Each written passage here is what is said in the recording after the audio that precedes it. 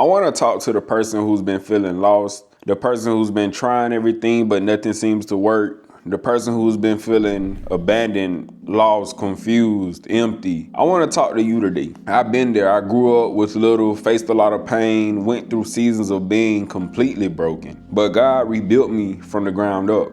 Today, I want to share with you how seeking God first changed my life and how it can change yours too. See, I grew up in a single parent household, small town, with little to eat, barely had any clothing, and very little support. But even in that environment, I learned resilience. And I have to give a special shout out to my village, because if it wasn't for my grandmothers, my community, my elders, my parents' life, my village introduced me to God early in life. The seeds were planted in me long before I even understood their meaning. In high school, I graduated with a 2.9 GPA. Nobody really believed in me. Nobody really thought I would go to college or even make it this far, honestly. And I can see why. I didn't have guidance, mentors, or extra help others had. When I got to college, things got tougher and better at the same time. I started networking, meeting people, learning, but I also fell into sin heavy.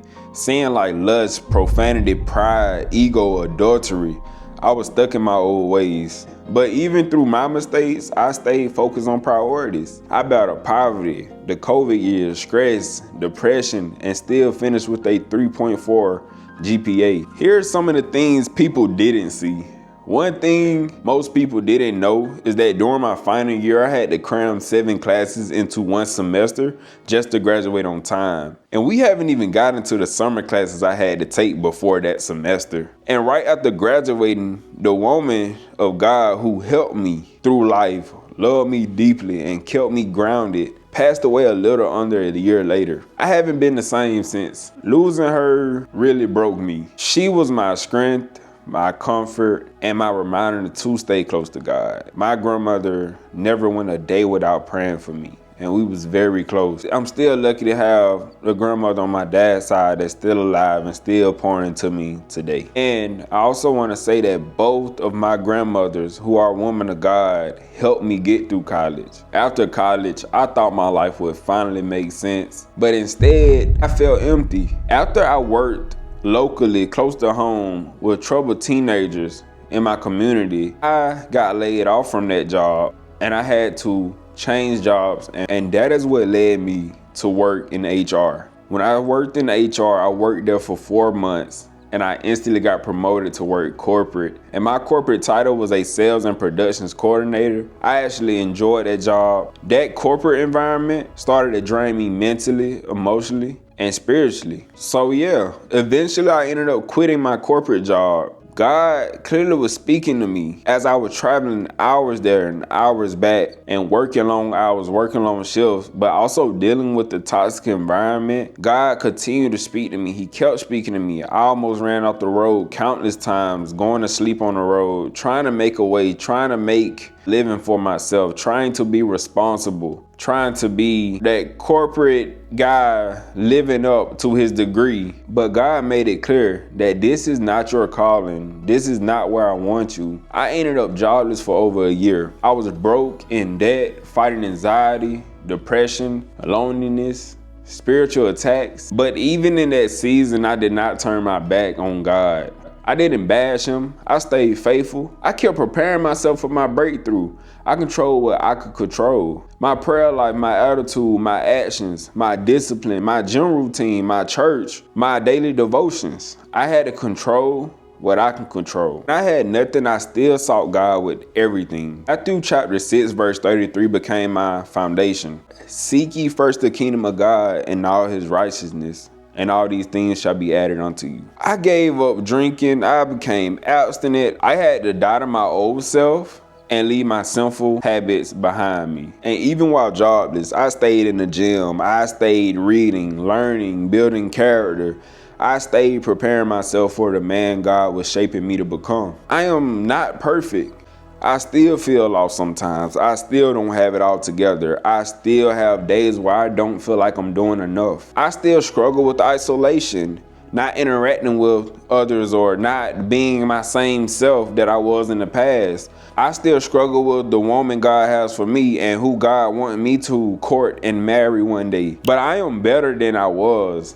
I am more disciplined. I am closer to God. I am becoming the man God called me to be. I wanted to share my testimony, but I also wanted you all to leave with some life points. 1, seek God daily. Consistency in prayer, reading, and obedience transforms you. 2, replace pleasures with purpose. Stop chasing temporary highs. Stop feeding into your vices. Don't let the enemy tactics win. Don't let the enemy tactics control you. Build long-term character. Develop it now. 3, take accountability. God moves through your actions, not your excuses. So just take responsibility and blame yourself. Don't be hard on yourself. Take into account of the things that you can do better and the things that you can control. 4, discipline is worship. Your consistency is your offering to God. So just stay consistent. Always seek ye first the kingdom of God, and everything else will work itself out. 5, stay faithful in the valleys. Your lowest moments are where God prepares you. You're gonna see God is doing a new thing. God is preparing you for overflow. 6, let God heal you before you chase what you want. A blessing before you're ready becomes a burden. Let God develop your character first. 7, don't measure your life by someone else's timeline. Comparison steals your peace. Trust God's pace for your life. 8, control what you can control.